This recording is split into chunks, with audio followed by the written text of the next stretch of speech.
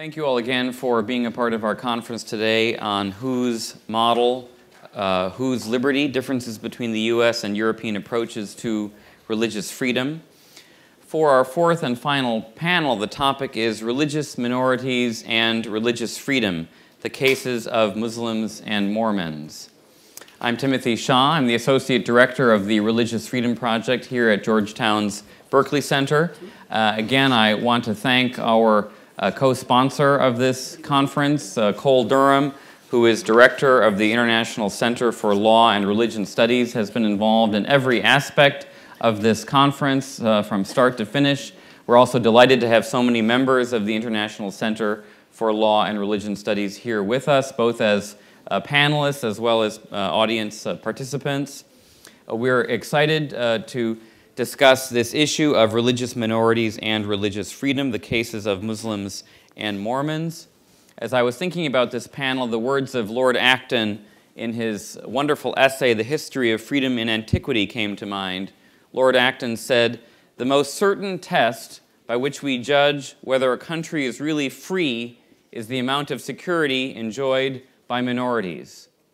And it continues to be an important test of the freedom of Western societies, how much security and freedom they accord to their religious minorities. And so it's appropriate to have a discussion about the state of the religious freedom and religious security enjoyed by important minority communities in Western European countries as well as in the United States. And there are, of course, too many cases of minority communities that one could talk about, but two very salient and important minority communities to consider today are Muslims and Mormons. Muslim minority communities in all Western countries have grown dramatically in recent years. The presence of these communities has been a source of dynamism, pluralism, diversity, have been an occasion for expanding security and freedom in Western countries, but these communities have also posed challenges. Their different qualities have posed challenges for existing religious freedom norms and structures in almost all Western countries. And so it's important to ask comparatively, what is the state of the condition of religious freedom for Muslims across Western countries? The case of Mormonism is a somewhat different case. Mormons have been an important religious minority in the United States for many, many decades, going back to the early 19th century. And the existence of Mormonism has posed important challenges to the structures and norms of religious freedom in the United States and has been an occasion for developing, institutionalizing, and clarifying norms of religious freedom in American jurisprudence. Most of the people in this room would surely know that the very first religious freedom case or free exercise case that reached the American Supreme Court was the Reynolds case in the late 19th century, which of course dealt with the issue of Mormon polygamy and whether it should be protected on free exercise of religion grounds. So the presence of Mormonism has been an occasion for the development of religious freedom in the United States. So to discuss these questions, to discuss the relationship between religious minorities and religious freedom, and especially the cases of Muslims and Mormons, we have an outstanding international panel. All of these panels, as you would have seen, have been outstanding in terms of their diversity, their quality, their dynamism. I'm delighted that we have first Professor Silvio Ferrari. Professor Ferrari is the second half of our automotive duo. In the first panel you heard Professor Audi. Now you'll hear Professor Ferrari. We'll see how fast Professor Ferrari can go from 0 to 60. Professor Audi was pretty fast. We'll see how fast you are. Yeah, I don't have any Mercedes, but these wonderful people need no introductions, in part because you have their introductions in front of you. So I'm not going to read their qualifications.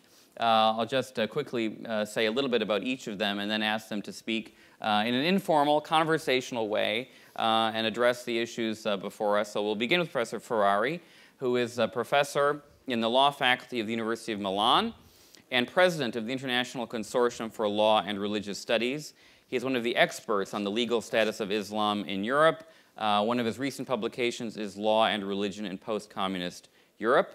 Next, we'll have Muqtedar Khan, an associate professor of political science and international relations at the University of Delaware and founding director of the Islamic Studies program at the University of Delaware from 2007 to 2010.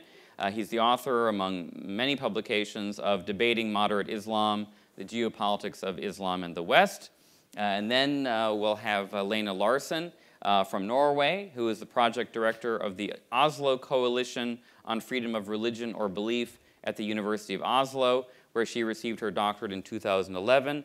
Her research interests include Islam in Europe, Islamic jurisprudence, and freedom of religion or belief. And then finally, we'll have Nathan Oman, who is the Cable Research Professor of Law at William & Mary Law School, where he teaches courses on contract law, economic analysis of law and religion. He's the author, among other publications, of The Honor of Private Law. So we'll begin with Professor Ferrari, and then we'll proceed down the line. Thank you, Professor Ferrari. Thanks to you for giving me the floor and for inviting me to this symposium. Well, regarding the Mormons, I shall be very brief. Basically, most Europeans think that Mormons have a peculiar theology, but they behave well, and therefore they are welcome. That is the basic approach. This does not mean that Mormons are not discriminated against in some European states, but as the polygamy issue, that was the most important one, was settled before Mormons came to Europe, no need was felt to reconsider the notion of religious freedom because of their presence. Muslims are a much more difficult issue. And the presence of Muslims in Europe is having an impact, in my opinion, on the way religious freedom is understood in Europe. My main argument is that the settlement in Europe of substantial Muslim communities has compelled Europeans to reflect on how much their conception of a secular state has Christian presupposition. How much their conception of a secular state comes near to the idea of a Christian state. And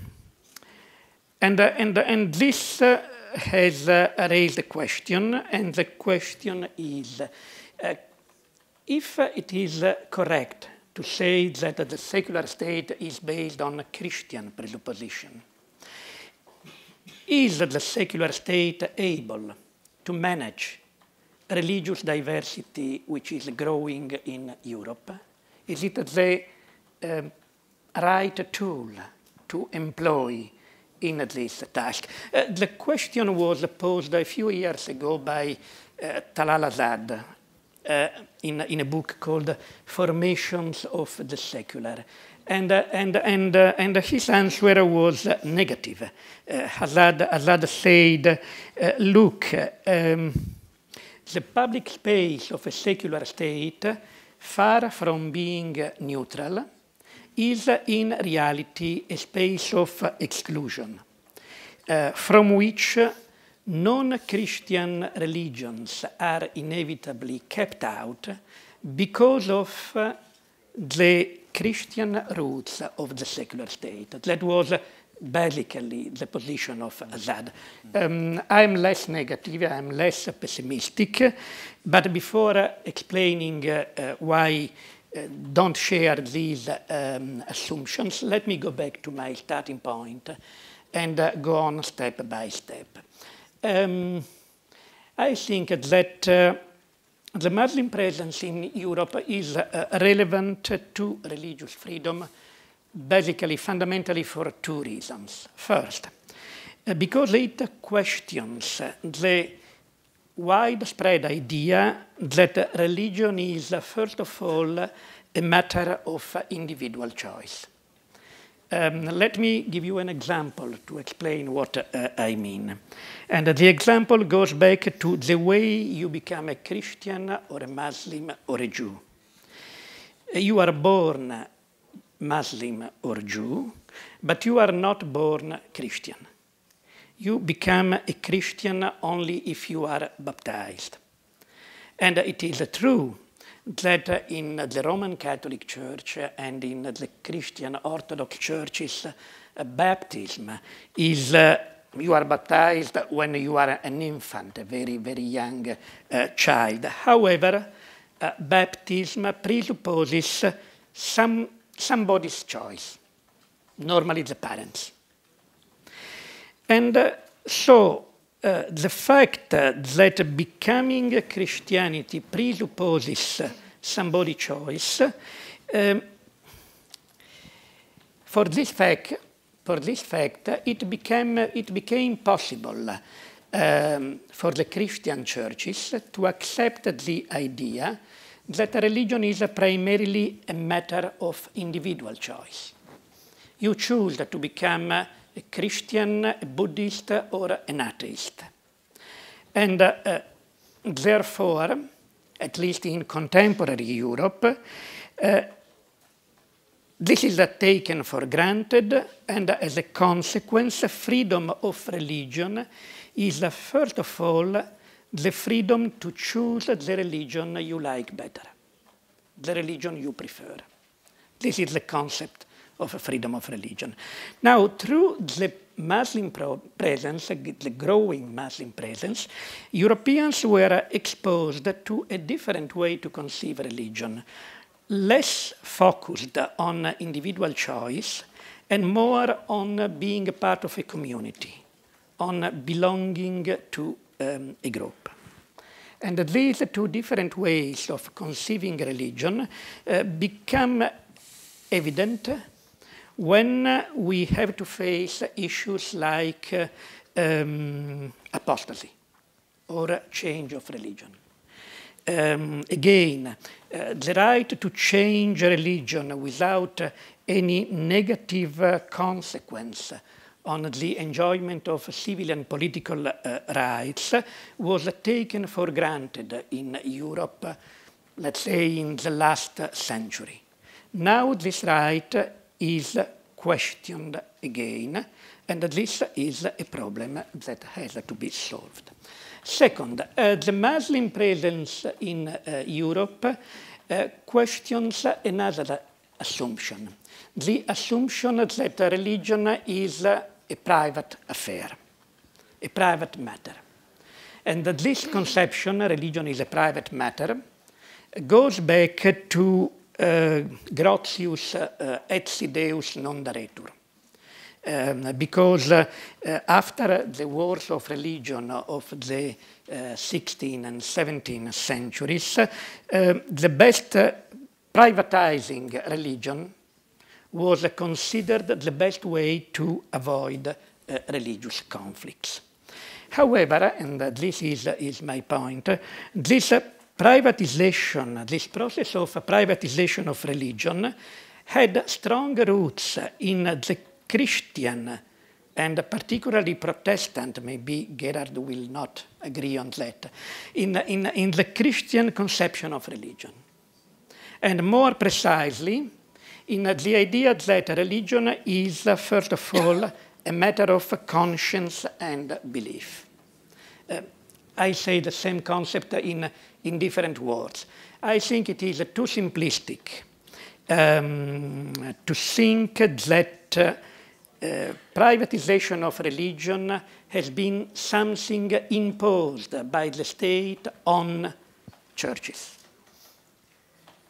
Privatization of religion was possible because it was possible within the Christian way to conceive religion, because the privatization of religion was something possible within the horizon defined by Christian doctrine. And the presence of the Muslim communities in Europe is putting a question mark on this idea that religion is a private matter. Let me give an example of this, and I'll take as an example the administration of justice, which is something which is by definition public. Starting from the creation of national states in Europe and more markedly after the French Revolution, states have claimed the monopoly of the administration of justice. And all non-state courts, including church courts, have progressively lost much of their power. Also in the areas, family law, for example, that for centuries had been governed by religious legal systems. Now, today, the debate on religious courts, more exactly on Sharia courts, is one of the hottest and most controversial issues in Europe. And this is a direct consequence of the presence of Muslim communities in Europe, their demand to get family law matters decided according to Islamic law, and their claim that this is a matter of religious freedom. The application of Islamic law to family matters is a way to apply, to enforce, to make real the right to religious freedom. So, I'll try to sum up and conclude.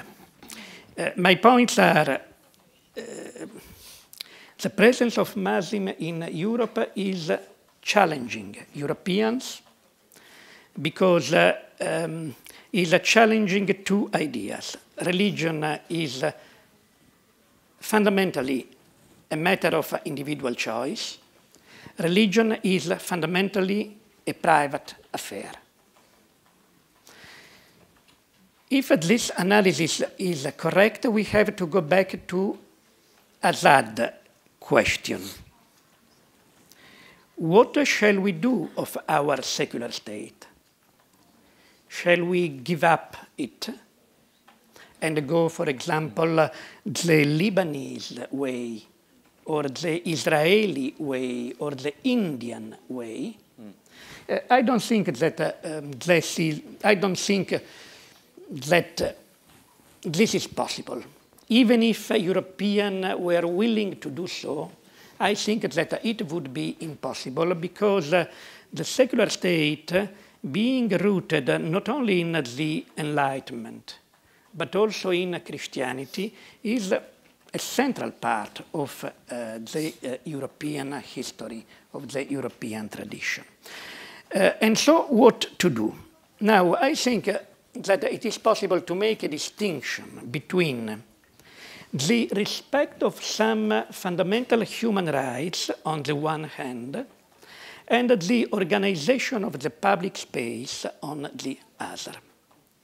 In the first category, there is the right to have a religion, not to have it, to change a religion, etc., to manifest my religion within the limits prescribed by international and constitutional law. And this is something that, in my opinion, should be kept there, should be kept firm. On the other hand, in the other area, I would place the definition of the boundaries between private and public, and how the latter is structured. And here I think that there is more freedom to plan innovative strategies, including also the possibility to deal with the issue of religious courts in a way that does not conflict with religious freedom. And that's all. Thank you. Thank you, Professor Ferrari. You were true to your name. You covered vast conceptual territory in 10 minutes. So thank you very much, Professor. Very fast, yes.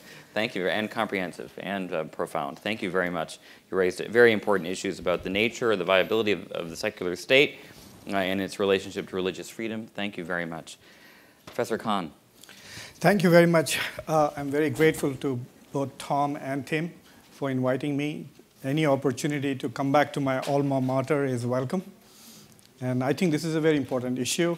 I think religious freedom is perhaps the most important principle on which the United States has been built. I wish it was our first article rather than the First Amendment, because the First Amendment makes it an afterthought, when it should have been the most fundamental brick that built our country. Before I answer the questions that were posed to me, I think the professor's Ferrari is willing to cut corners rather rapidly when it comes to Islam.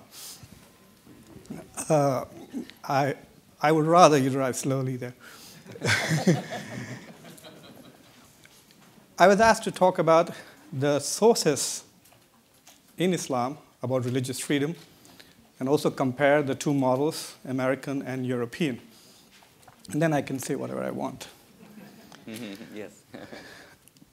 There is a verse in the Quran in which God says, very early in the Revelation, that if I had wanted, I would have made everybody on earth a believer.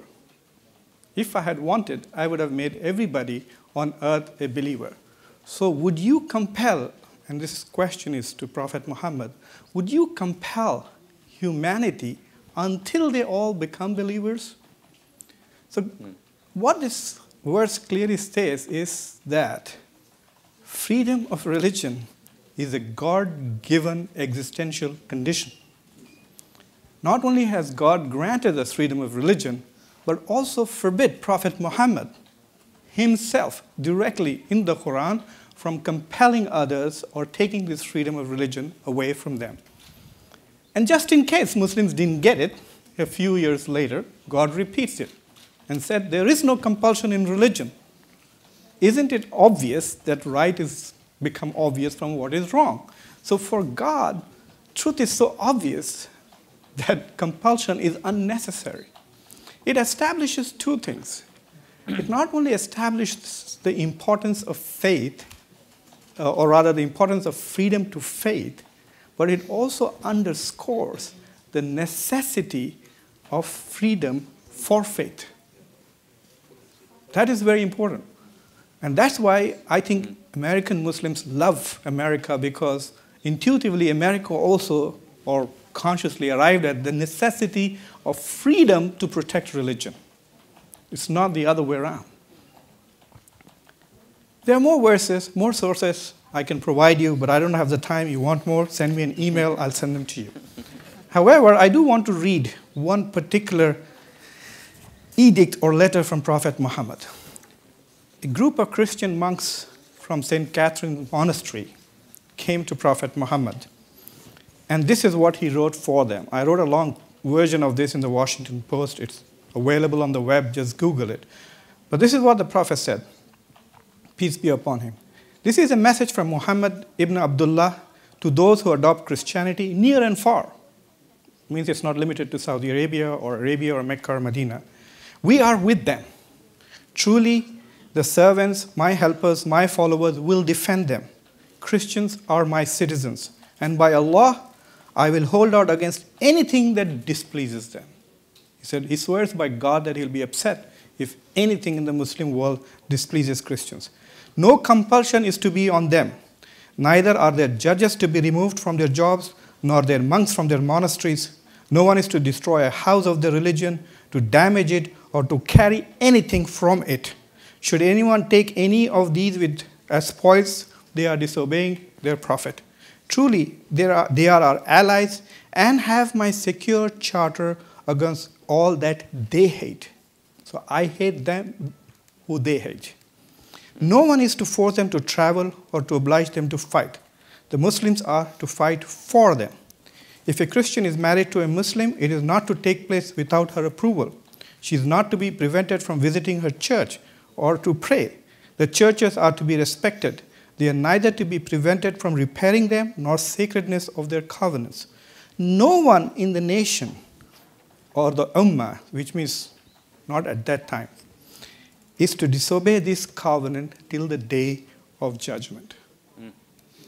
This is there. If Muslims want to institute freedom of religion, the sources are there.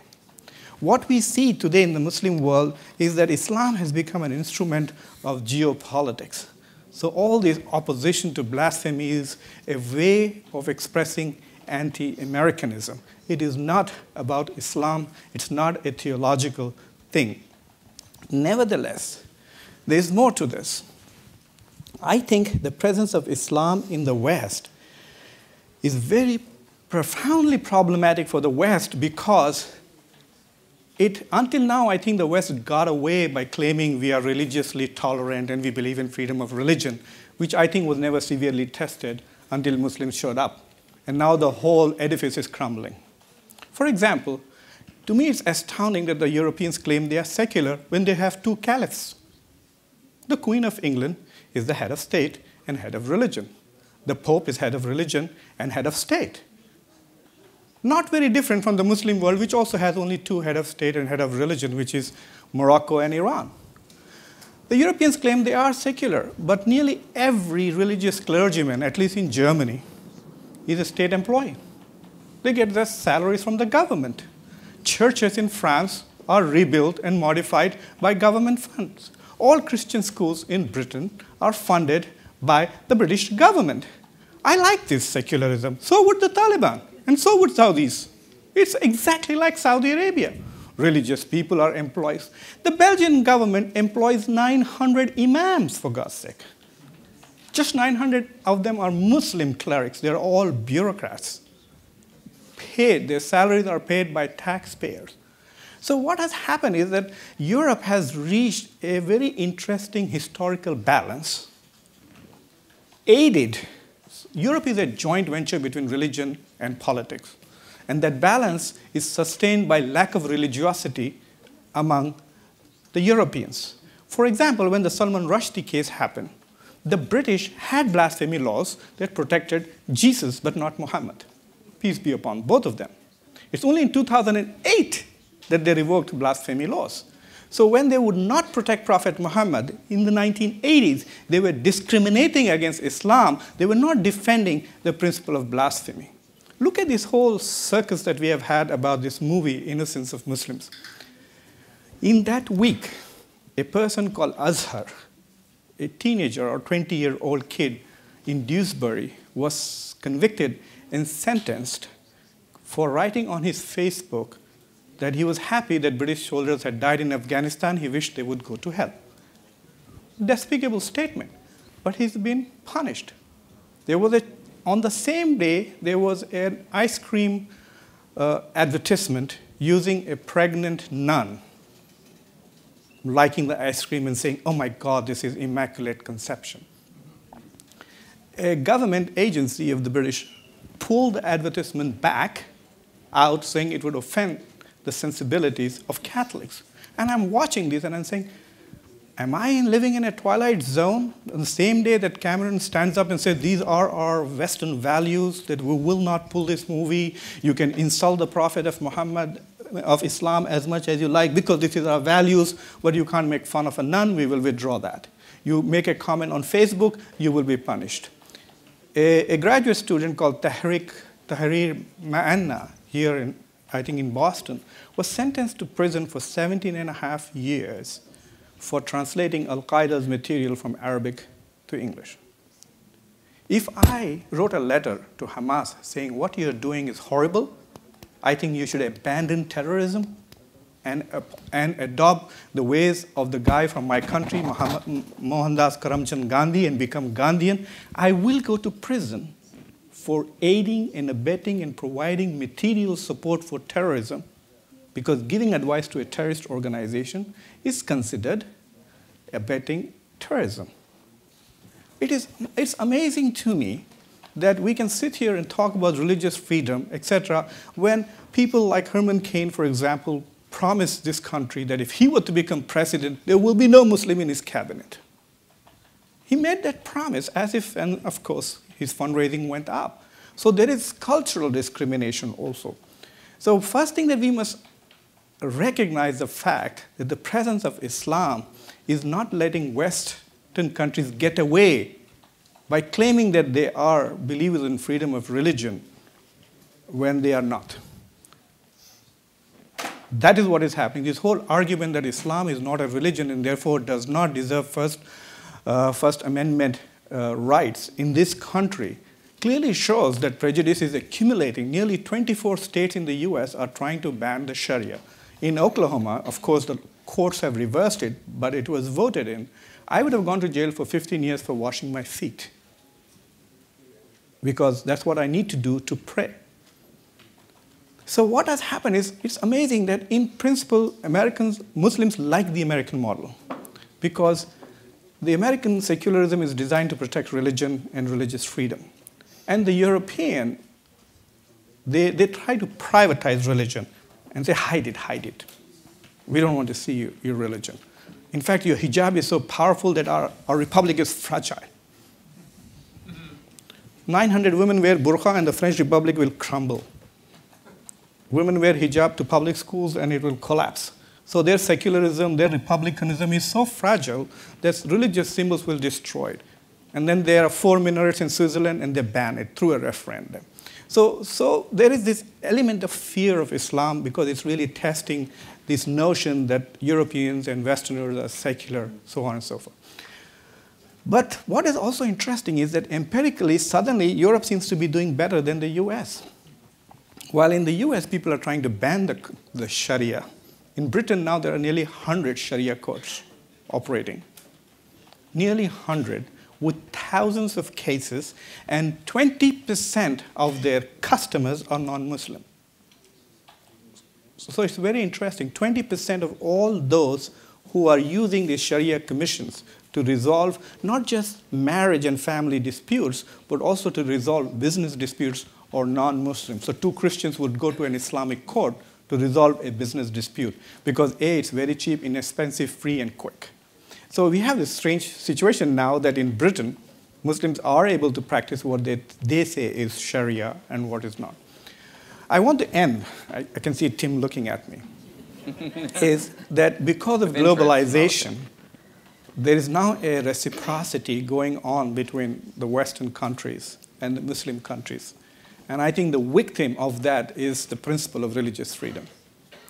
If Muslim countries look at the West as being Islamophobic, my God, they want to ban minarets. Oh my God, they want to ban burqa. Oh my God, they want to ban the hijab. Oh my God, they want to ban the Sharia. They just want to ban. But they can't ban films which make fun of Islam. So this entire paradigm of hostility towards Islam will also compromise religious freedom that Muslims will allow in their own countries. The backlash against Egyptian Christians could happen because of the movie which was made by Egyptian Christians here. And then if Taliban-type politics continues in the Muslim world, where they go around shooting minorities, where they go around attacking US embassies every time some provocateur makes a movie insulting any religious symbol, then I think that Islamophobia in the US and Europe will also be strengthened. And so I don't know how we can escape from this vicious cycle. To me, religious freedom is very important. I need freedom from both Western governments and crazy Muslims to be able to think and write what I do. So I think that we have to find more forums like this and more opportunities to beg ourselves to restrain our politics in the interest of this extremely important global public good, which is religious freedom. Thank you very much, Professor Khan, for those very powerful comments. They remind me of the way Tom Farr began the conference by pointing to the recent Pew Forum data, which shows that, in fact, there are rising social hostilities against religion, particularly religious minorities, in all the countries you talked about. So you provided concrete examples of what, in fact, is a major trend in the last several years. Professor Lena Larsen, you're next. Thank you. Thank you. First, I want to thank the organizers of this conference for the invitation. It is really an honor to be here. And I must say, I have enjoyed myself immensely. this morning listening to a wonderful discussion on concepts and methodologies. It's not so different from my fieldwork among Muslim scholars, because they are also doing the same, but within the Islamic framework. Now, I want to relate my presentation to Professor Ferrari. He said that Islamic law is one of the hottest issues in Europe. Yes, I agree to that, but we should have in mind that Islamic law is not a legislation.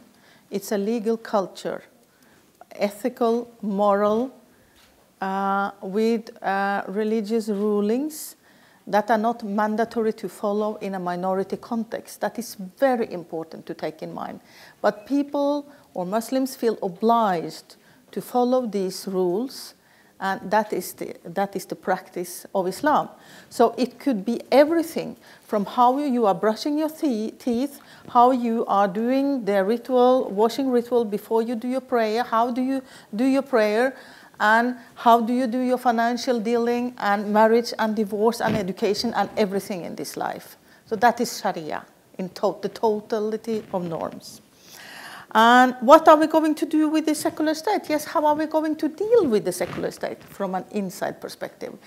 And I think almost all the presentations here, they have been going on a macro level and discussed the principle behind cases and seeing from a bird perspective. I want to step down and go into some material to show what is going on within the Muslim community, or one of the Muslim communities.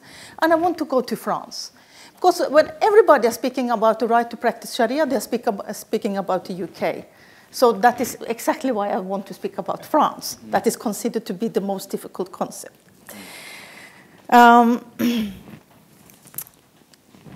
It could be problematic to practice Sharia, both by, or be seen as problematic, both by the non-Muslim wider society as well as for the Muslims themselves. In our society today, Sharia has become a notorious concept which we easily link to hudud punishment, such as cutting hands and stoning, and to the concept of an Islamic state. This fright propaganda has become a part of the Islamophobia industry, which is also the title of a newly published book here in the US. Extremist Muslims themselves are also making it difficult for the majority of Muslims when they are destroying religious shrines and being involved in holy wars to establish what they consider to be an Islamic state. Al-Shabaab and Boko Haram are the most recent examples.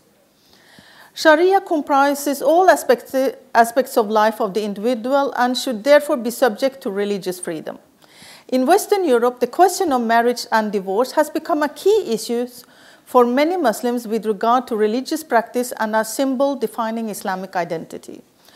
Muslim marriage and divorce and national legislation is often in opposition to each other, not least because Islamic rulings regarding marriage and divorce is based upon inequality before the law.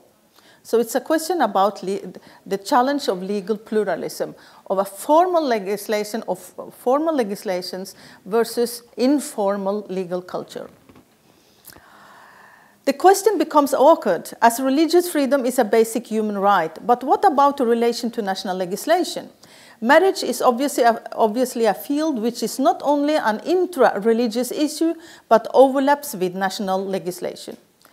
When the Sharia debate in Europe is mentioned, one could often replace Europe with the UK, not least have so-called Sharia councils or Sharia courts, and the Archbishop of Canterbury's speech in 2009 became famous. Among European countries, however, there are differences in dealing with Muslims and their religious practice. I will present an example from France dealing with the definition of what constitutes a valid marriage. By the example, I want to underline 5 points. Europe is not one country, but several countries, each with their own legal framework when dealing with religious minorities. The second is, Islamic jurisprudence represents a number of traditions of applied concepts and methods. Most of these traditions we find in the West today. Islamic jurisprudence is the understanding and interpretation of Sharia principles, hence man-made and flexible. it is also as sophisticated as any other legal tradition. This should be taken into consideration in questions which implies legal pluralism in the meaning, or here, marriage than divorce, not least to have fruitful conversation between the two legal traditions. Sharia is not equal to legislation, but a moral, ethical, legal system in a religious sense. Now to the example,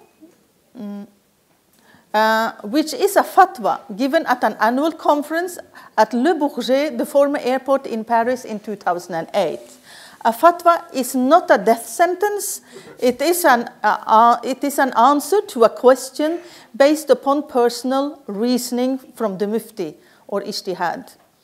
It is not mandatory to follow, but has its own construction of informal authority, which may make the believer follow the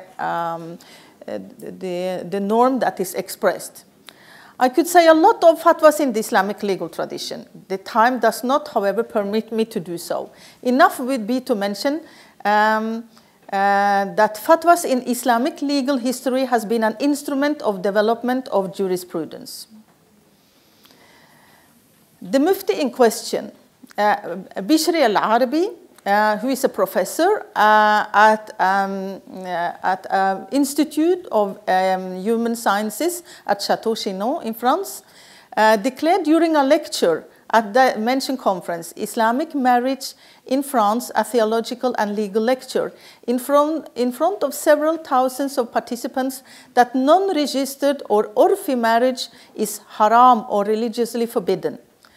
When I interviewed him afterwards, I asked him if the objective of the fatwa was to please French authorities. It is, in France, it is forbidden to marry a couple religiously if they have not entered marriage in a civil ceremony by French authorities in advance. If this is done, the fine is up to 7,000 euro and maximum 3 months in prison. The answer was no. The challenge, as he described it, is that Muslim leaders and muftis have many cases where women are becoming victims. They cannot help the women due to the fact that there is no documentation, the husband has disappeared or does not want to give a religious divorce. The objectives of the marriage, that is the protection of the parties' rights, can therefore not be fulfilled. This challenge is also described by John Bowen in his book, Can Islam Be French?, published in 2010.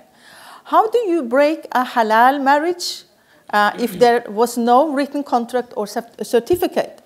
Many Muslims are concerned about this problem. Although a Muslim husband might divorce his wife on his own, a Muslim wife has no corresponding way of ending the marriage by herself. In countries of Muslim judges, she may ask that the marriage be annulled or the husband be asked to grant a divorce, but France has neither Islamic judges nor Islamic arbitration panels. This is, of course, I have to comment this, as Bowen is from Canada. His way of seeing it is, of course, more liberal and more closer to the British and Canadian discourse regarding arbitration panels. Bishr al-Arabi's reasoning or ijtihad is a study with the title Muslims in Europe between unregistered marriage and marriage according to civil legislation. It is interesting due to several reasons. It opens for the universe of how a mufti reflects in a certain context, and it is an illustration of the points I mentioned earlier in this small presentation. 3 questions are asked. Is it sufficient to enter into a marriage contract according to French civil legislation? Or is it sufficient to enter into an urfi or non-registered marriage contract? Or is it mandatory to enter into both types of contract at the same time? Al-Arabi seeks to answer the question identifying the content of an urfi marriage and proceeds by showing the differences between this kind of marriage and the marriage contract in French legislation. I will not deal with the whole argument as due to time limitation, only present a few points. Non-registered Islamic marriage is Islamically valid if certain requirements are fulfilled, such as the offer and accept of marriage, witnesses being present to the ceremony, and the bride receiving a gift. Al-Arbi discussed the case of witnesses within the science of documentation in the Islamic legal tradition to discuss whether their requirements are met. By defining witnesses as a mean and not the objective for the marriage to be known, he clearly disqualifies a non-registered marriage contract. How can one know that a couple is married in our society only by having it registered? If a conflict between spouses who are married in an Orfi marriage emerges, no judge on earth will consider them to be married. This also goes for most Muslim countries. Sharia protects contracts by two means, religion and the authorities. This is also a requirement with regard to marriage contract. The non-registered marriage is only based upon religious commitments, not commitment to the authorities of the country, according to Al-Arbi's opinion. Al-Arbi proceeds further by comparing the Islamic marriage and the French legislation related to marriage. Convergence. With regard to the question of legal representative for women, Al-Arbi's view is based upon the Hanafi position, that there is no need for a legal representative if the woman is legally responsible. And being free from legal hindrances, no change for women with regard to men and women, but for men it would be the end of polygamy, or possibility for polygamy. Poor man. Differences. It's the duty to provide for each other. According to Muslim family law, that is the duty of the husband. And the couple as an economic entity in Islamic law, each have their separate economy. Marriage can only be dissolved by death or divorce. Divorce is given by a judge. Al-Arbi's conclusion is that neither of the two contracts fulfills Islamic requirements to be valid. The civil contract does not fulfill all Islamic requirements, while unregistered marriage is to be considered a marriage without witnesses. He proposed a combination of the two, entering both a civil and an Islamic marriage contract. It is a dilemma because Sharia does not accept two contracts for one agreement. But a combination is a requirement for the objectives with the marriage contract. He uses the Maliki law school as a framework for this argument, that the marriage without witnesses is permitted, but the consummation of the marriage has to be with no, the dukhul, has to be a witness, or when the groom enters the room to his wife. So a combination of the two will secure the parties' rights and obligations. This is a temporary solution, he claims, and here comes the personal voice of the Mufti and the politics of the fatwa, until a more satisfactory solution is in place. Because this is clearly for many Muslims not the optimal solution. It is a political statement, according to my opinion, to make it easier for Muslims to accept the most radical fatwa on European soil in a question that has become a symbol of Muslim identity. It clearly points towards national legislation playing a role in Islamic jurisprudence, as well as to equality before the law, sanctioned by a fatwa. Thank you. Thank you. Thank you, Professor Larsen, for a very systematic analysis of a very interesting case in France that I'm sure many of us did not know about. Professor Noman. Thank you. So I was struck at the beginning of Professor Ferrari's remarks where he talked about the Mormons. And he said, from our point of view, the Mormons are weird but well-behaved and harmless. So I did not say in these terms, exactly. Actually, what I want to say is, for Mormons, that statement represents success. We worked really hard to get there. And certainly in American history, that's not been the position of the Latter-day Saints. As everyone in this audience is likely aware, the first free exercise case decided by the Supreme Court in which it reached the merits of the meaning of the clause was Reynolds versus United States, which was decided in 1879, in which a Mormon polygamist who had entered into plural marriage because of religious beliefs was prosecuted on the Moral Anti-Bigamy Act, and that act, when challenged, was upheld by the US Supreme Court. What's interesting is to trace out the development of religious freedom since that time and the development of the Mormon Church since that time.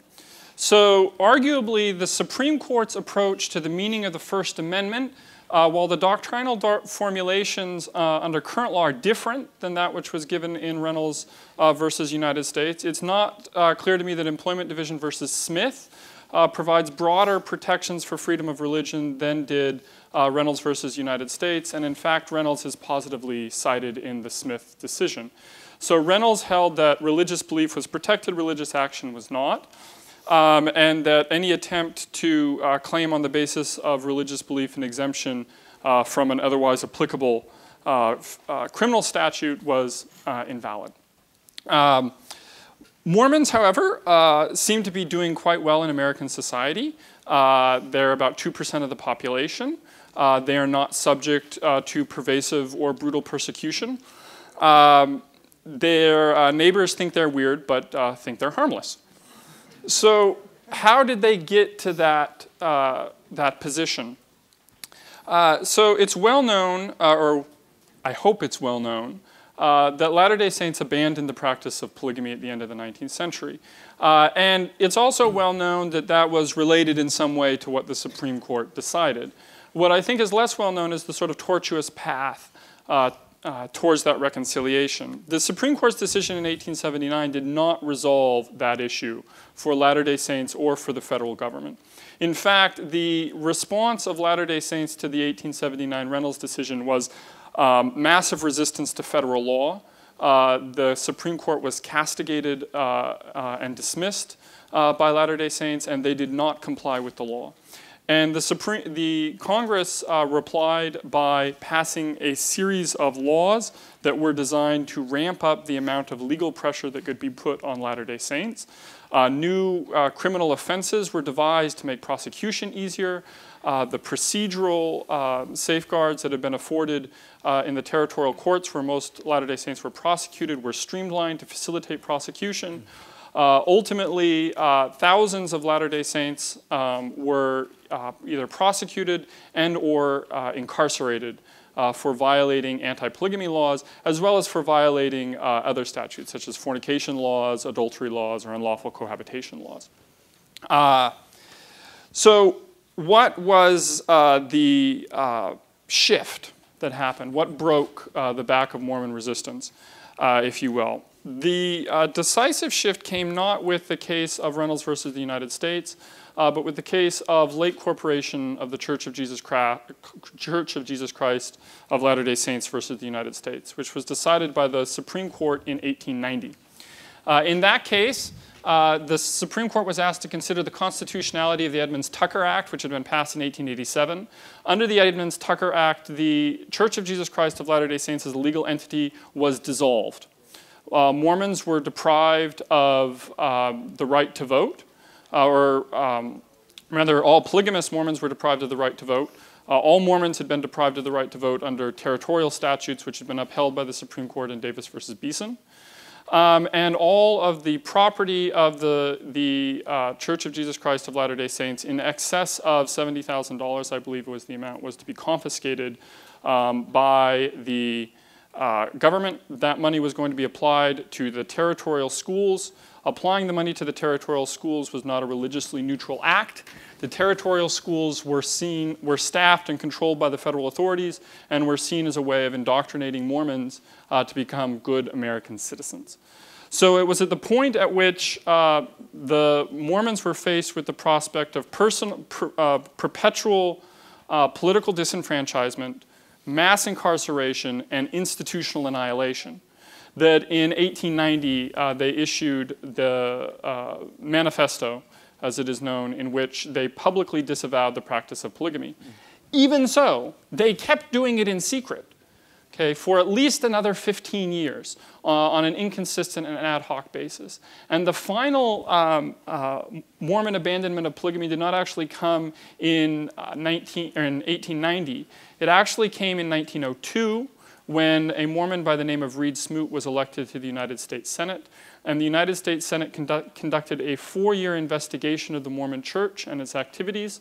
The committee conducting that investigation reached the conclusion that because Smoot was a high Mormon official and because Mormons were continuing to practice clandestine plural marriages on a limited basis, but also because they were involved in other un-American practices, that he should not be seated in the United States Senate. At that point, the Mormon church and hierarchy moved decisively to end all polygamy in the United States, but also among Mormon settlements in Canada and Mexico. The church itself began excommunicating polygamists, and it was at that point that the U.S. Senate, seeing what the actions that the Mormon church was taking, voted to reject the suggestion of the committee and seated Reed Smoot. So what you have, right, is a very long, tortured process, okay, that extends from at least the passage of the Moral Anti-Bigamy Act in 1862 up to 1907, when the United States Senate agrees to seat Reed Smoot. And what happens over the course of that period of time? The Mormons lose virtually every single court battle that they fight. They have 1 or 2 victories early on, and those victories, probably due to bad advice by the lawyers, gave the leadership of the Mormon Church an inflated sense of their possibilities of victory at the Supreme Court. They were uniformly unsuccessful in doing so. And so what did they do? They changed. Mormonism changed very dramatically over the course of the last quarter of the 19th century. As it was originally founded, Mormonism was seen as a radical restoration of primitive Christianity. As part of that, there was the sense that Mormons needed to establish an ideal Christian society, what they called Zion, and that was to take the form of an autonomous religious commonwealth in the American West. At one point in time, they tried to organize that as a separate political entity in the wake of the Mexican-American War in 1848. That religious commonwealth was not simply going to sanction the religious practice of polygamy, which had been taught by early Mormon leaders, but also was going to involve radical economic experiments. For example, would involve the withering away of the secular court system, as civil disputes between Latter-day Saints were going to be resolved within church courts, and in fact were for about 2 or 3 generations. And almost all of that was abandoned over the course of the 19th century. And the lesson that the Latter-day Saints learned was that religious freedom, as it was interpreted under American law, meant that the closer you were to essentially looking like a Protestant denomination, the more likely you were to get religious protection for your actions. And it was possible to push out from the margins of the model of a Protestant denomination, but you could not push out very far. That, I think, is a lesson that the Latter-day Saints learned very, very well. So today, Mormons are viewed as having odd, strange theological beliefs, but in terms of the practice of their religion, in many ways it looks much like the practice of a Protestant denomination, and accordingly, they're afforded a great deal of legal protection. The other thing that the Mormons learned from this experience is that one should not place too much reliance on formal legal guarantees and constitutional litigation. One of the things that is interesting about the Mormon experience is that ultimately they were able to negotiate out the end of their settlement. That is, that the end of the confrontation between the federal government and the Mormons did not happen in a lawsuit. It happened in the halls of Congress.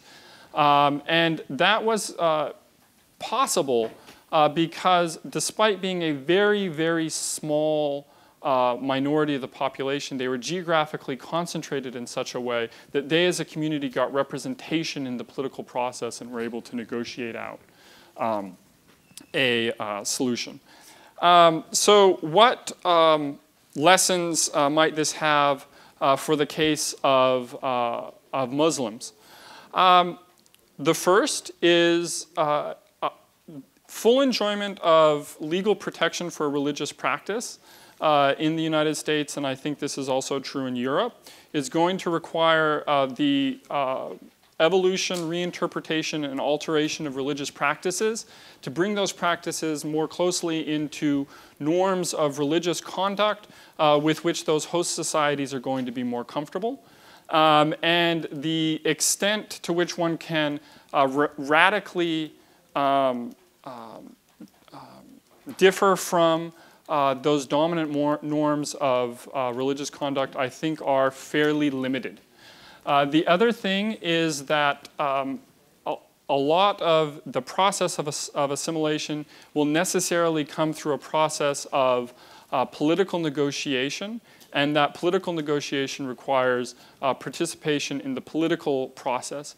I don't think that one can hope or place too much hope in the process exclusively of constitutional litigation as a way of solving these problems. And in terms of non-religious minorities and people who are interested in religious freedom, who are trying to think about how to deal with religious minorities, I think we need to be very, very careful of the dangers of analogy.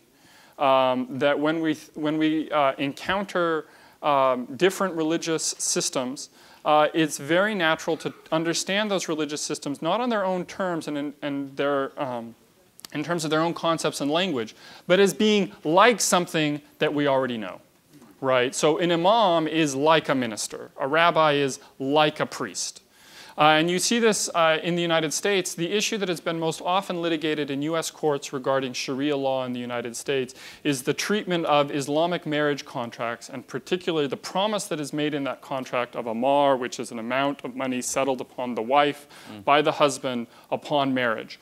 And upon divorce, how should this contract be treated under American law? And American courts consistently have tended to look at this contract and say, well, it's a contract that's sort of made around the time of marriage.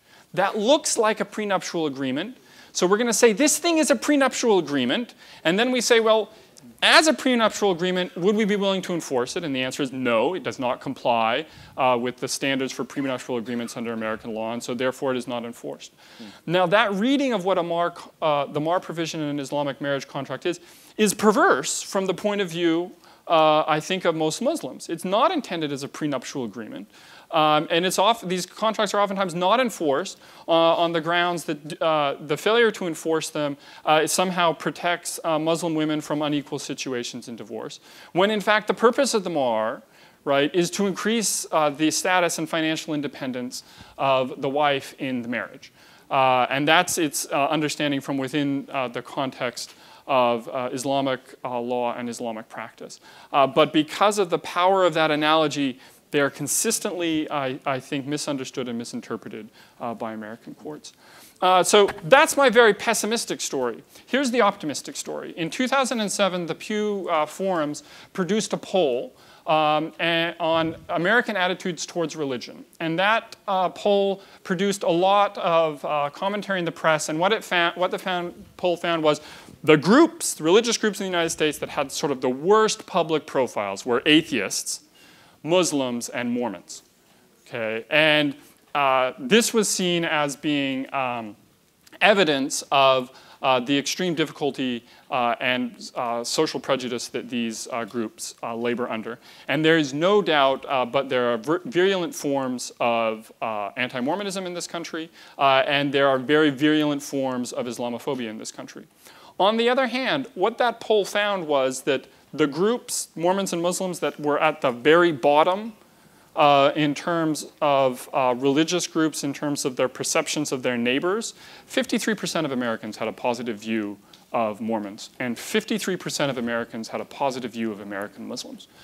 So despite all of the difficulties that we have with dealing with religious minorities and the issues of religious freedom, I actually think there's a lot of basis for optimism. My ancestors were driven out by mobs. Their property was confiscated. Some of them were incarcerated, not very many of them because they weren't very good Mormons, and so therefore they weren't polygamists. I don't worry about any of those things. And that, I think, is cause for optimism. Thank you very much, Mr. Oman. You rounded out our outstanding panel with an outstanding presentation. I don't want to delay getting to you all. You all, outstanding panelists, gave us a great deal to think about and talk about and argue about. So I'd like us to go straight to question and answer. We don't have very much time, about 15 to 20 minutes or so, maybe a little bit longer than that. So please raise your hand. A microphone will appear. We have a couple of people back here. Al Gambas in the front here. Was first, I think. Keep raising your hand and we'll try to keep track of you. I would ask that you identify yourself and make your comment or question as brief as possible to allow other people to speak. Al. Thank you. Al Gambas. I'm a staffer up on the Hill right now. My question for Professor Oman, pardon my ignorance, but I'm wondering, back in the 1800s, was the practice of polygamy a requirement of the faith, or was it simply an option that was available to Mormons? And if it was simply an option that was available, does it then become a matter of conscience, or is it simply something that the faith would allow, but the government's laws wouldn't allow? And does that make a difference in light of the panels that we had earlier this morning, in terms of freedom of conscience? And then that same question being posed for the Islamic faith. Is it a requirement that polygamy be practiced? And if not, what is the implications for conscience with regard to that? Thank you. So with regard to 19th century Latter-day Saints, they regarded polygamy as being, I'm going to mispronounce it, supererogatory. Right, so they would have regarded it as being sort of exceptionally righteous or good people would become polygamists. There were many monogamous Mormons. You do the math, you kind of have to have a certain number of monogamists. If you have roughly equal numbers of men and women, in fact, what you actually end up having is a lot of unmarried males. And those people were not necessarily regarded as bad Mormons. But the Mormons who were polygamists were better Mormons. The other thing that happened, right, is that church leaders would go to Mormons and would say to them, we're calling upon you to take a second wife or to enter polygamy, right? And that was seen as a test of faith. So the question of whether or not it was required or not is actually kind of muddy.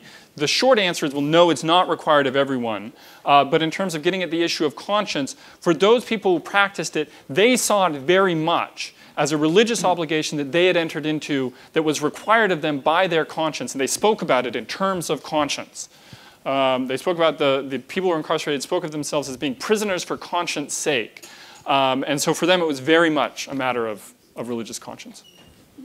You know, the verse in the Quran which permits Muslim men to practice polygamy actually says that if you can be just and equal to all these women that you want to marry, then you can have 3, 4. But you can't. The Quran itself says that you can't be just.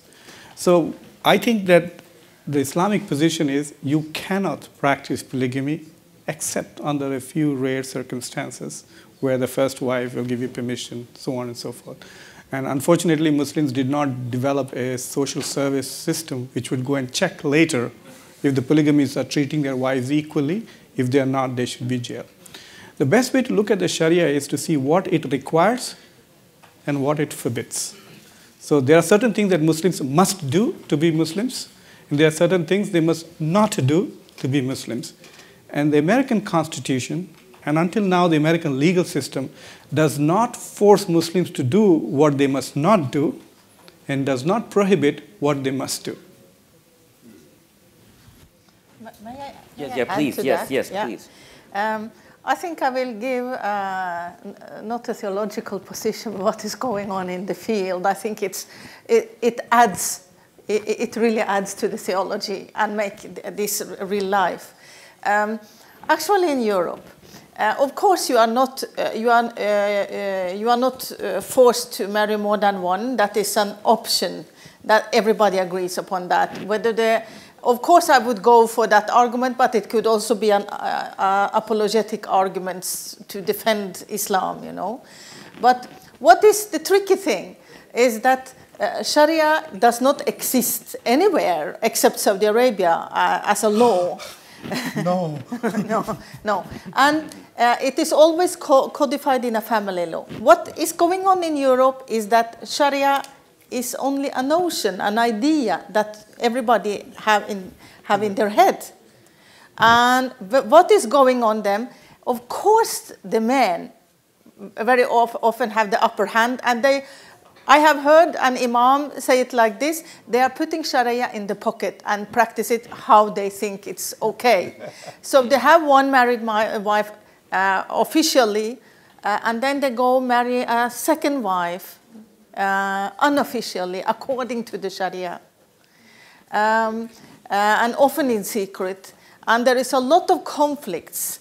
And the same imam that I interviewed regarding his fatwa, I discussed the question of polygamy with him.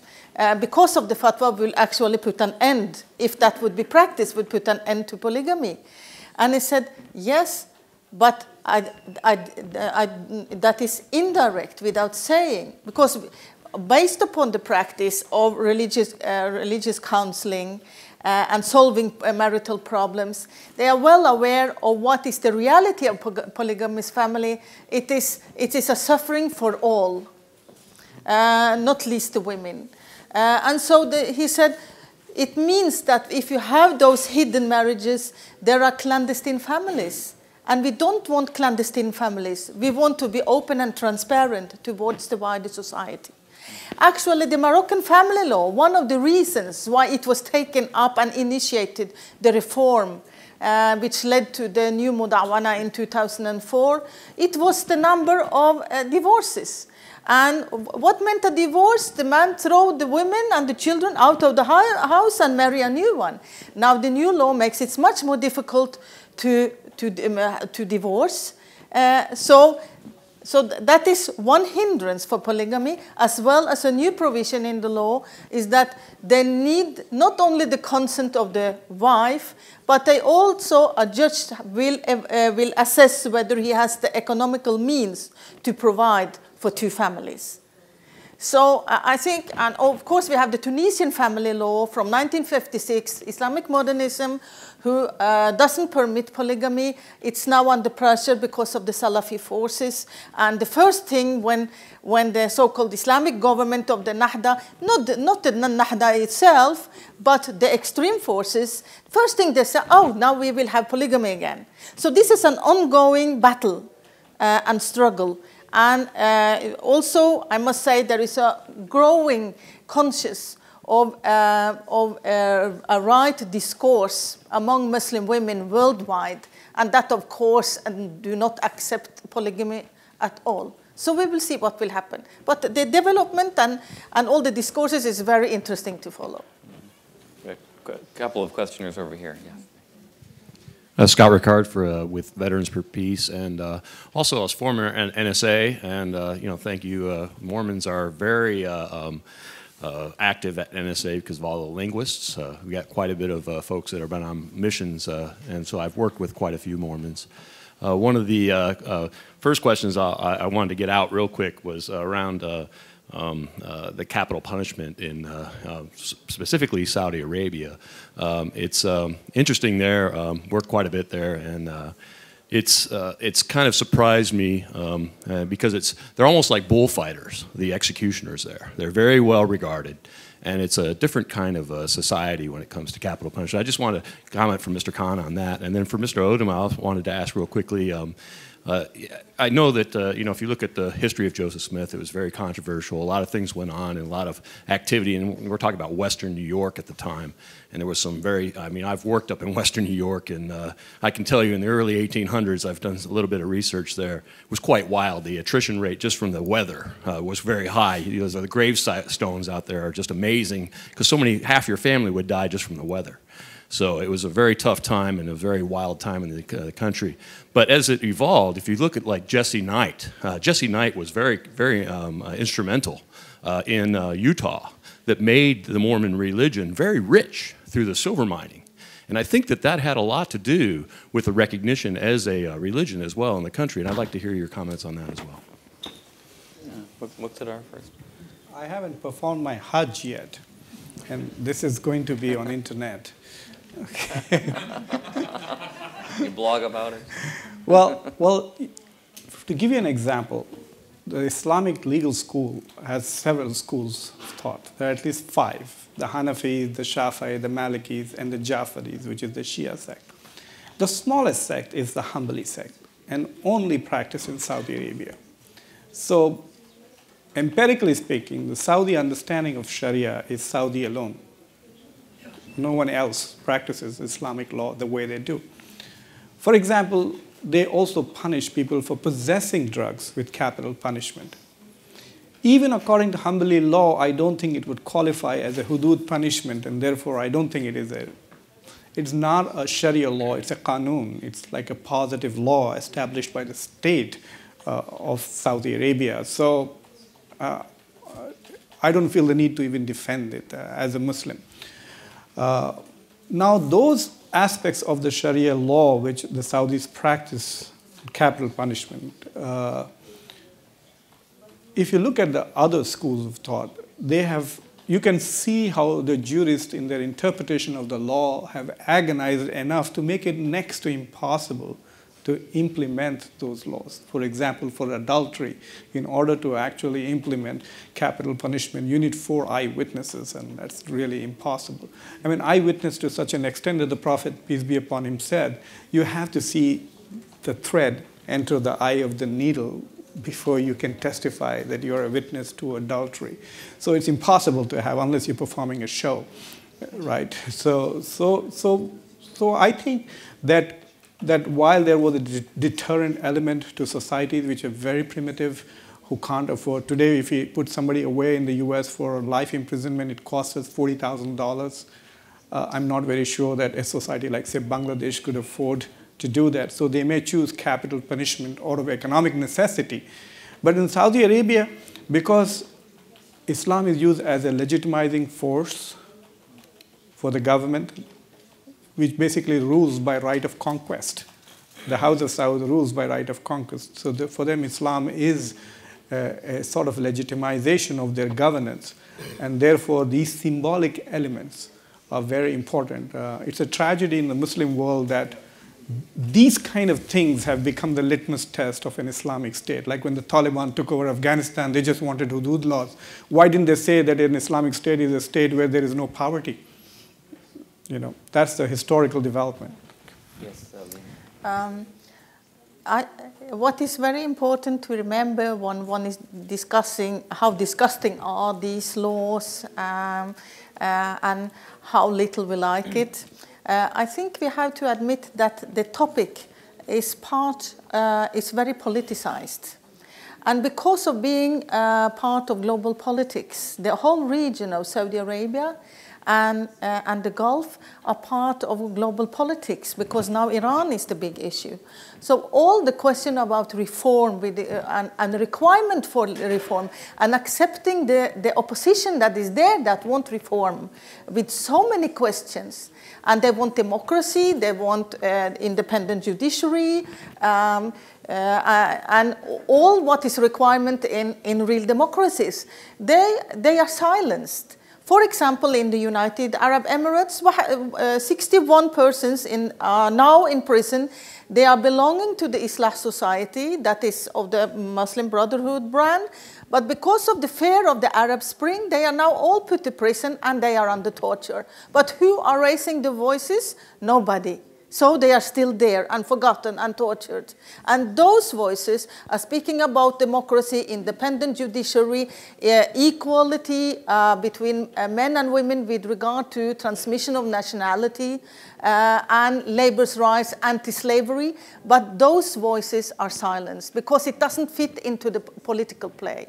So we have to be aware of what is going on. It's not only that Islam is cruel in Islam, because it's not like that. That is what is going in the political play. Mr. Oman, part of the question about Mormonism. So was Mormon assimilation facilitated by the fact that Mormons got rich? So no. So part of early 19th century Mormonism was a very strong denial of the distinction between the sacred and the profane, or the secular and the religious, right? So for a 19th century Mormon, digging an irrigation ditch so you and your neighbors can have water to water your farm, that's a religious activity. That's an act of worship, right? That would be blessed and presided over by priesthood authorities. So as part of this notion, right, that bettering the material well-being of their communities, which were impoverished communities in the West, that was a religious obligation. As a result of that, the Mormon Church as an institution became deeply involved in a lot of industrial and other business business activities to try and achieve that kind of collective welfare. And one of the things you'll notice historically is that the anti-polygamy crusades of the 1880s coincide with the first major push towards the regulation of business corporations in the United States, right? So it coincides with things like the passage of the Sherman Antitrust Act, the creation of the Federal Trade Commission. Mormons were sucked up and seen as an example of another overweening corporation that had its nefarious tentacles in every aspect of society and was doing bad things, and therefore needed to be stomped down on. And in fact, the idea is that because the church through these collective enterprises had amassed wealth and was involved in secular activities, that it was not really a religion, right, but was sort of like a Ponzi scheme or something like that. And you'll see this is a stereotype about Mormonism that will still show up sometimes in the popular press. Every 5 to 10 years, some newspaper will do a story about real estate holdings of the Mormon Church. It's a theological legacy, right? And what you're seeing there is actually this is one of the places where the Mormon Church has said, you know, we're not going to behave entirely like a Protestant denomination. We are going to hang on to that sort of older notion of building Zion and the denial of that distance between sacred and secular activities. And that means is that we're going to, you know, run farms and make food and run grocery stores and stuff like that. So actually, I think it went the opposite way. One place where it did help is the Mormon Church, because it was subject to so much legal pressure, had to borrow large amounts of money in the 1880s and 1890s. They issued bonds. Those bonds were held primarily by Republican financiers in California and New York. And surprise, surprise, when it looked like the Mormon Church was going to be institutionally annihilated and therefore those bondholders wouldn't be paid, it turns out they became very good lobbyists on behalf of Mormon interests. And they became essentially the brokers of the political deal between the Mormon hierarchy and the Republican Party, which was the chief anti-Mormon party. And the Republicans backed off on the Mormons mainly because Republican holders of Mormon bonds wanted to be paid. And this is a strategy that's worked well for the Greek government as well. Thank you, Professor. The Republican Party was the chief anti-Mormon party. Yes. I did not know that. That's great ironies, doesn't it? There's another question over here. Yeah.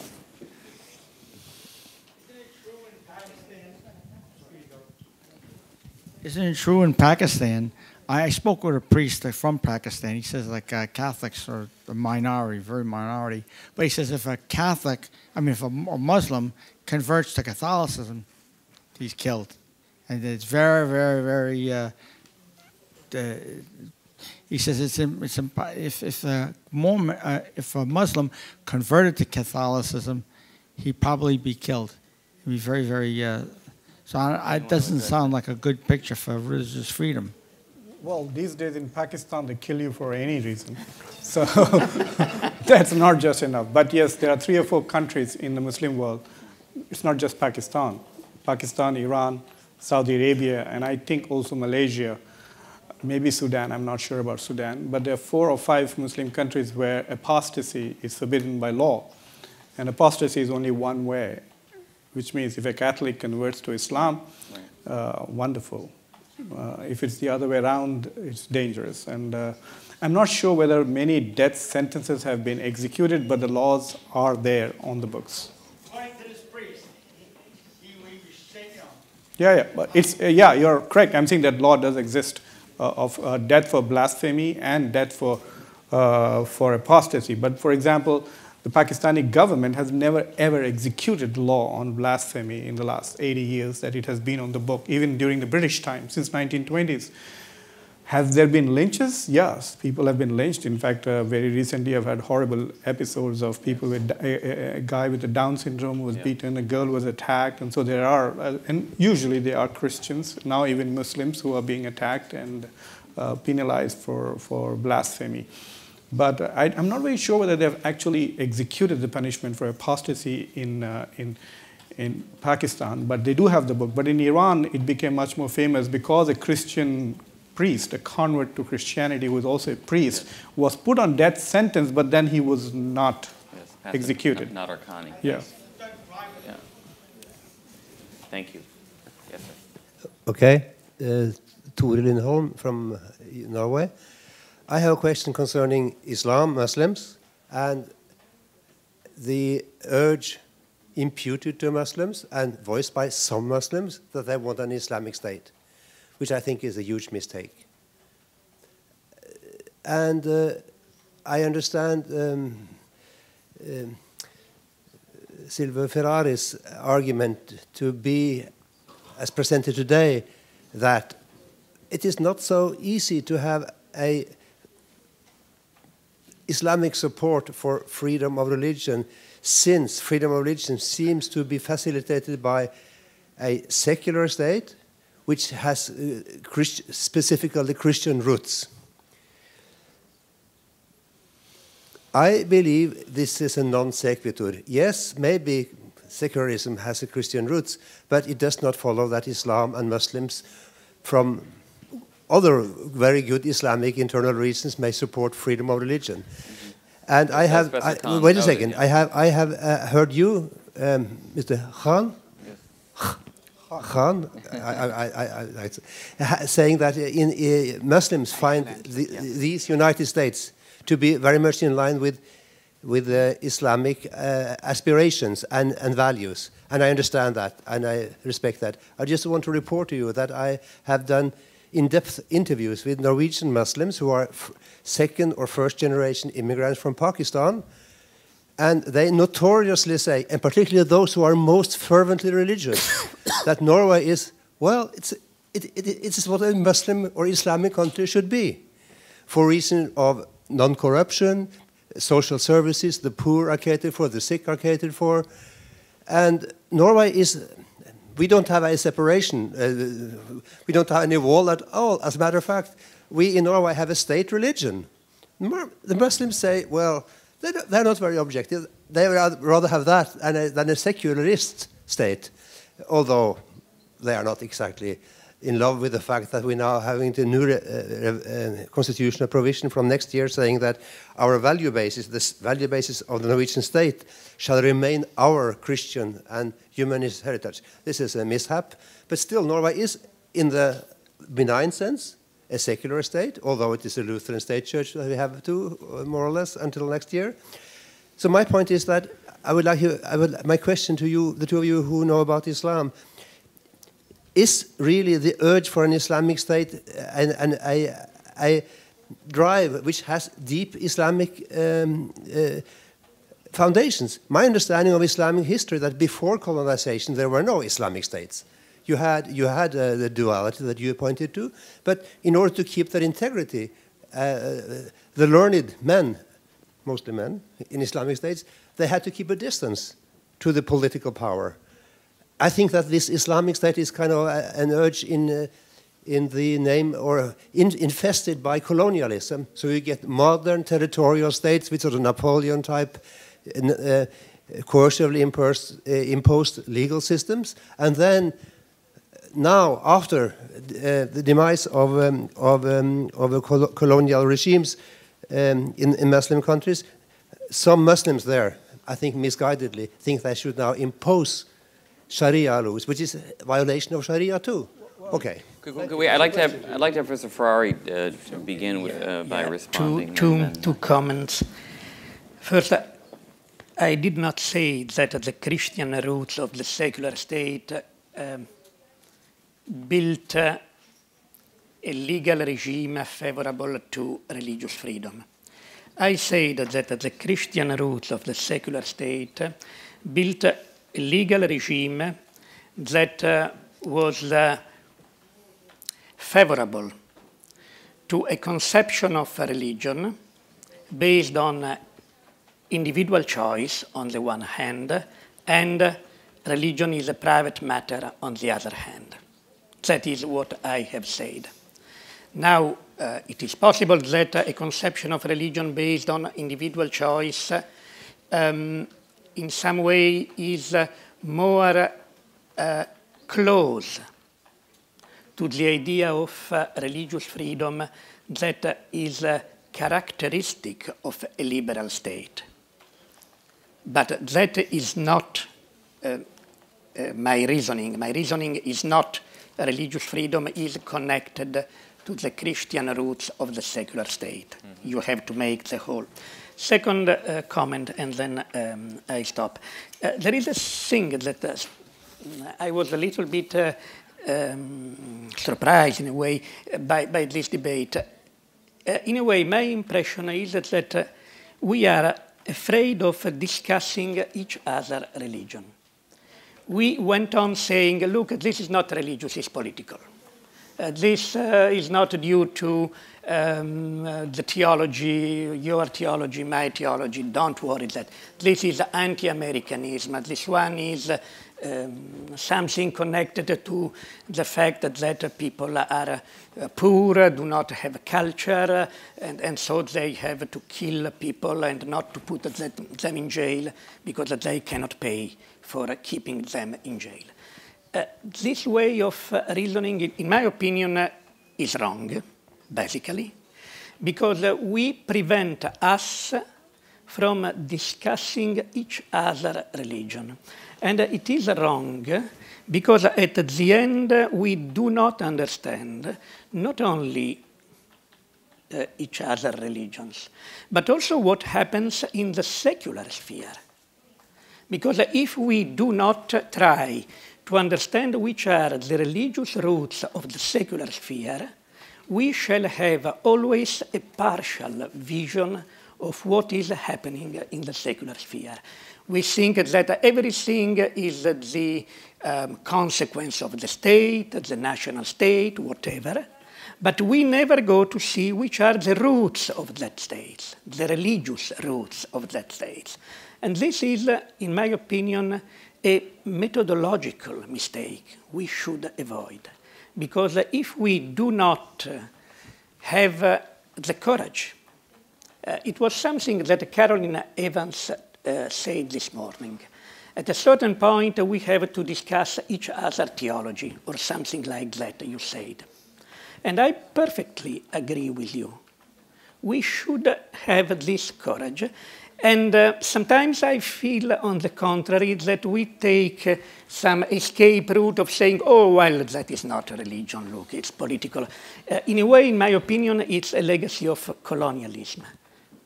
Europeans feel guilty of what they have done, and so they don't want to discuss, for example, Muslim religion.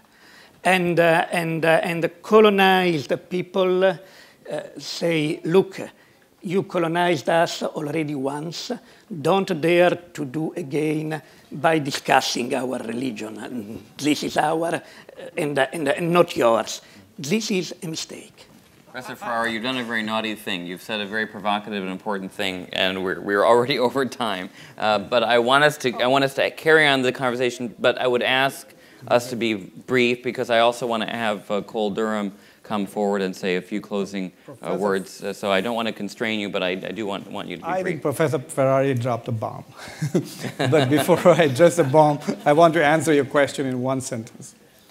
I think the call for an Islamic state is fundamentally contradictory. It is a modern concept, and Muslims are calling for a modern concept as a way to reject modernity. Right? They are rejecting modernity by calling for an Islamic state, even though Islamic state is a modern notion. So that is the fundamental contradiction. Now I'll stop with that. I wish the Europeans would stop discussing Islam. All these, I bet you that more books have been written on Islam by Europeans than the whole Arab world. They publish only 5,000 books a year anyway. So this whole idea that we don't discuss your theology, I find it literally strange. This is the biggest market. Come on, writing about Islam. Islam is the biggest brand. People reinvented their careers after 9/11 to be able to write what they wrote about Latin America and just change the word and write about the Muslim world and so on. So I think even in theology, I think there is more intrusion on Islamic theology from European and American sources than there is an equivalent response for Muslims. In fact, it's the other way around. Muslims, even when they talk about other religions, they do so only in the context of their own theology, rather than actually bothering to study other theology. I think there is an underlying perception that all we need to know comes from our sources. Why should I waste time reading all these Christian books where there are so many Christians who spend their whole life studying Islam and writing about Islam? For the last 200 years, the entire Orientalist tradition is about writing about Islam and Islamic theology and Islamic law and even translation. And some of them have been very beneficial for people like me who are very modern in our approach. But I think that I would rephrase what the professor is saying. And I think that if we re-examine our normative contentions in the light of our own practice, both Muslims and Europeans and Americans, then it will spark an element of self-criticism. And that self-criticism will allow us the moral license to criticize the other. That's all I'm saying. That we need to first criticize ourselves, and that will give us the moral license to criticize the other. And if that is happening, then I think the dialogue will take place. Thank you. Yes. Thank you. I also will try to be short, but but it was no provocation. I will just answer you because we have gone through that. Actually, yes, we have to discuss each other's theologies or each other challenges. But what, according to my experience in the project New Directions in Islamic Thought that started in 2003 and has lasted up to date and is continuing discussing blasphemy and apostasy. We have been into equality before the law and in general issues, has showed us that when Muslims come together and only Muslims speak together, they are speaking about the real issues and the real challenges. An outsider will never understand what is going on. And I have read the book that had Muslim contributions on apostasy and blasphemy. And I must say, what we are saying in Norwegian,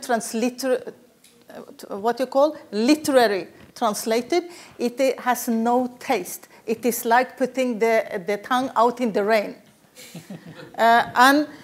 When Muslims are coming together, the discussions are so lively. You see power relation, you see who is the weakest, who has something to protect, and who want to gain, and who is a real reformer, and where are the limits of reform. All this is going on within the intra-Islamic dialogue. And so I think the challenge is already, we have taken the glow and we are dealing with it. What is happening when non-Muslims are wanting to discussing Muslim theology? They want to put the agenda. They want to discuss the topics that are important for them. And the Muslims are so polite when they are meeting up in the interreligious dialogue. So they are answering, oh yes, we think that this is what the Quran say, and they're defending themselves as best that they can. But what is really going on and what is really important for change, they have to deal within their own framework.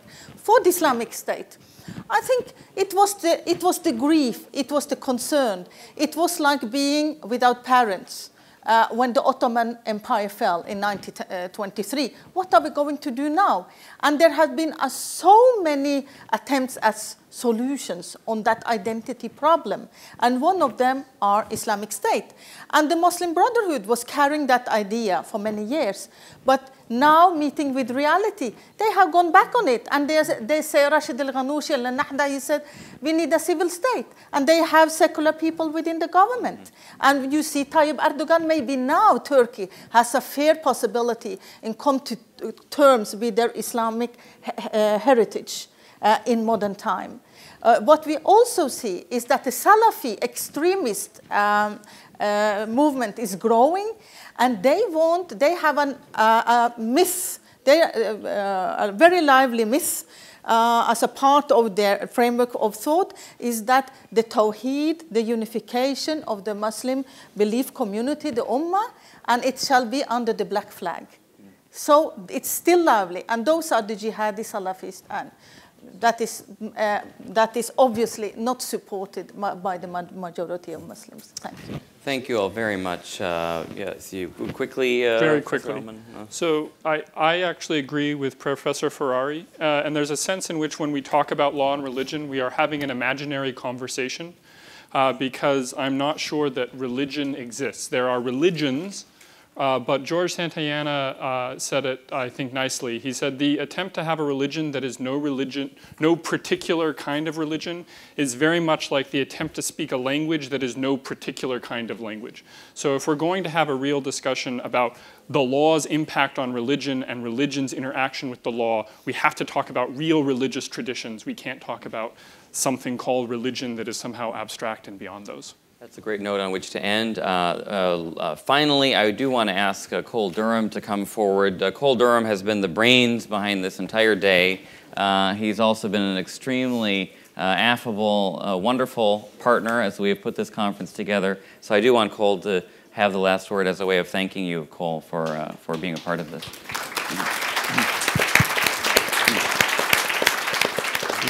Well, I really want to say thanks in reverse, because it's been a great experience working with the Freedom Project here.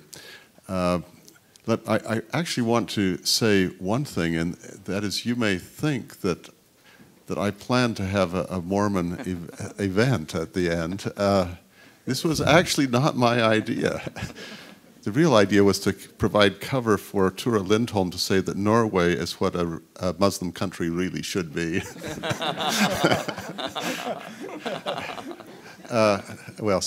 Seriously, I think that most people, in my experience, who care about religious freedom, a high percentage, I don't know what the social scientists would say, care about it because they know what it means for their own religious tradition. And they know something about the internal discourse going on in their own traditions.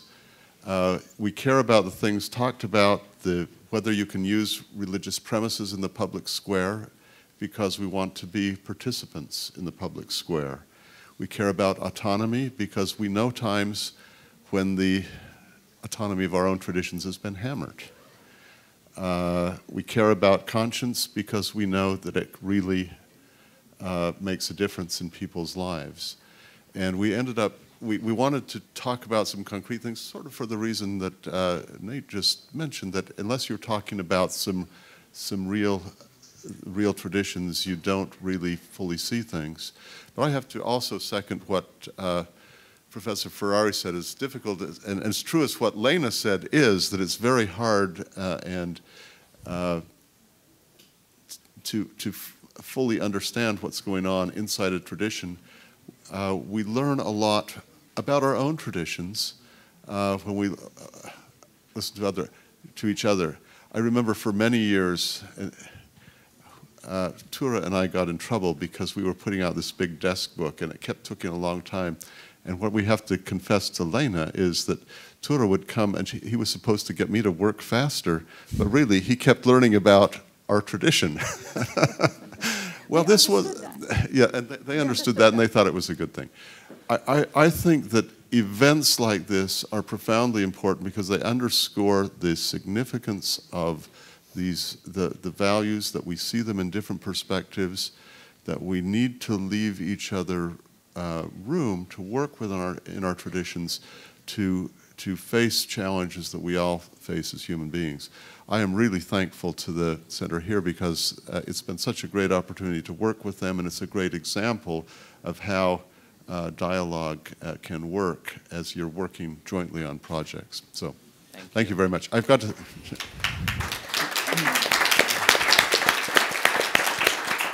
I have to confess, we have a problem with our bus, although it's, given the weather, it's not a big problem because we can walk, but anyway. Thank you. And please join me in thanking the wonderful panelists.